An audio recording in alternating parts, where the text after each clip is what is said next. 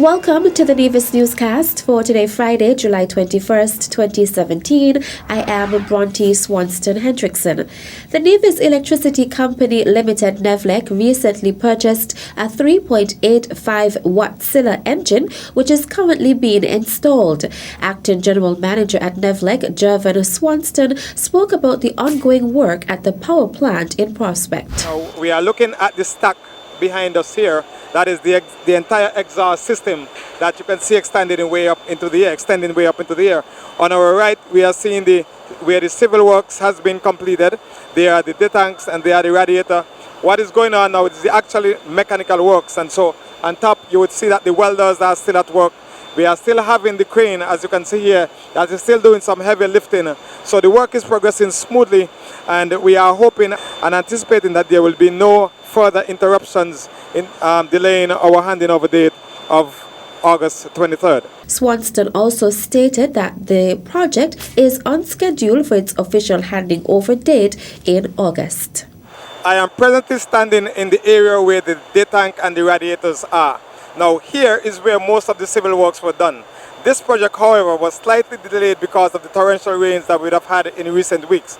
But we are happy to report that this will not affect, and I'm going to re-emphasize that, this will not affect the scheduled handing over date of August 23rd. What this means, therefore, is that this project is on schedule.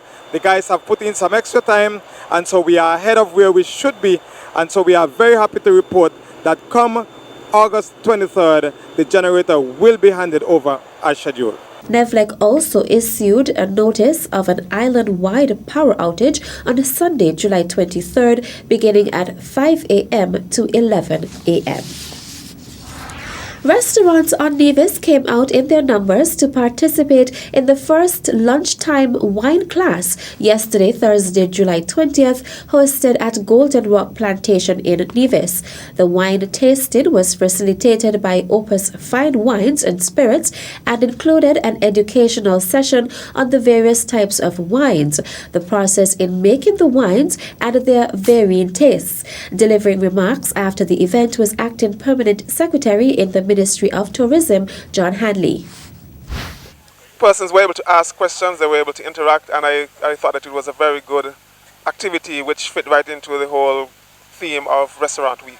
Here in Nevis, we are having a number of other events. Tomorrow we're going to have an event at the Nevisian Heritage Village, and persons can come out and they can sample a wide variety of local dishes. You can have cassava musa, you can have cornmeal and fish, potato pudding, and make sure you try the yam drink. They're going to have some of that. And the following Friday, which is the last Friday in July, we're going to have an event at Rodney's Cuisine called Taste the Cuisine. And that promises to be a very good event. Rodney's going to offer a wide variety of local dishes, many of them yam-based, because remember, yam is the special ingredient for Restaurant Week. And she is going to be offering various portions you can get for $10, 10 EC dollars only, or less. Hanley also invited persons to participate in the activities and to take advantage of the unique menu featuring this year's theme Produce Yam. Sharing her experience at the session was Molly Jackson of Aurora, Illinois. And I think the class was very informative. I've served before and I've served wine before, but I didn't know everything that went into it, and I didn't know some of the lesser varieties. It was a really great experience to cap off our trip to Nevis. Their St. Kitts at Nevis Restaurant Week began on July 19th and will continue to July 30th and will feature 12 restaurants from Nevis offering specials for lunch and dinner.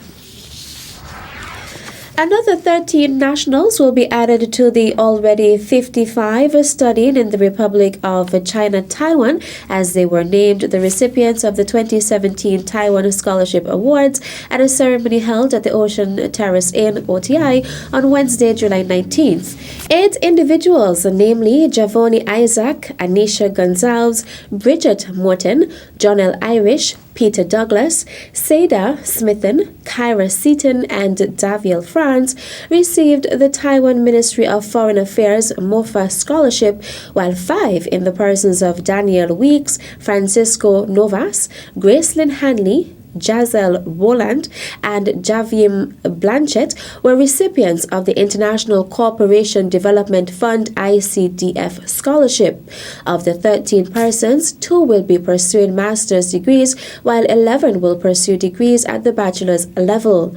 Minister of Education, the Honorable Sean Richards, said that the number of students receiving scholarships represents a very substantial investment in the Federation's youth by the Republic of China, Taiwan, and will redound to the benefit of the country. He said that the recipients should take note that the scholarships awarded to them are fully funded. What makes this even more tremendous is that while the overall cost of further education continues to rise, these are full scholarships which cater for such things as housing, tuition, insurance, textbook cost, return airfare, credit fees, and the awardees also receive a monthly allowance. Again, I say that this is tremendous opportunity that these scholarship recipients are receiving, said Minister Richards, adding that since assuming the post as Minister of Education, he has witnessed almost 40 persons being awarded Taiwan scholarships. The Education Minister highlighted the relationship between St. Kitts and Nevis and the Republic of China, Taiwan, stating the many have benefited greatly. Minister Richards extended tremendous gratitude to the government and people of the Republic of China, Taiwan, in particular Resident Ambassador His Excellency George Gawe Cho and First Secretary Daniel Koi for their diligence, thoroughness, and overall commitment to this and every initiative in which both countries are involved. Still to come, Area Representative Honorable Alexis Jeffers donates items to the Cumbermere Health Center. The details when we return.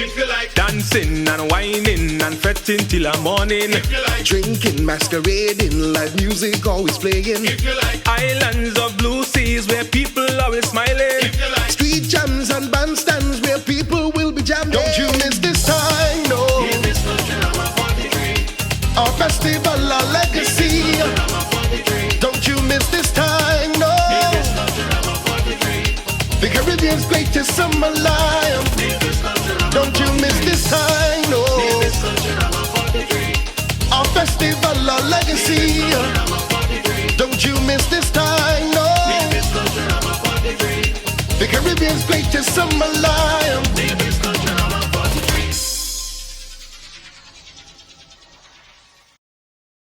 As a responsible taxpayer, you help to finance free health care at all health centers on Nevis. Thank you for putting country above self. This message was brought to you by the Inland Revenue Department, Nevis. Be a responsible citizen.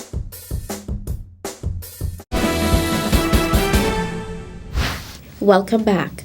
The Boys Brigade on Nevis traveled to Antigua and Barbuda on Wednesday, July 19th, 2017, to participate in the Boys Brigade International Camp. Attending the camp with the 9 boys was coordinator Alice Swanston. The 1st Nevis Boys Brigade will be attending an International Boys Brigade camp in Antigua. 9 boys and 2 officers. Captain Carol Hanley and myself are the officers, and we have 9 other boys attending. We have been supported by many persons in the community, the church and the Nevis Island administration, and we give a big thank you to all those persons who have been supporting us.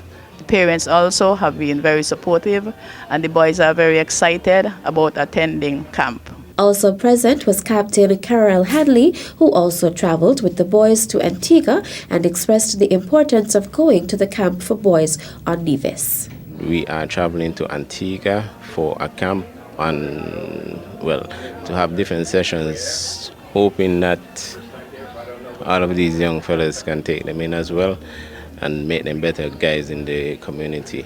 And we also hope that others can come and take a part, because we need the men in this country, young men. The camp is expected to run for 2 weeks.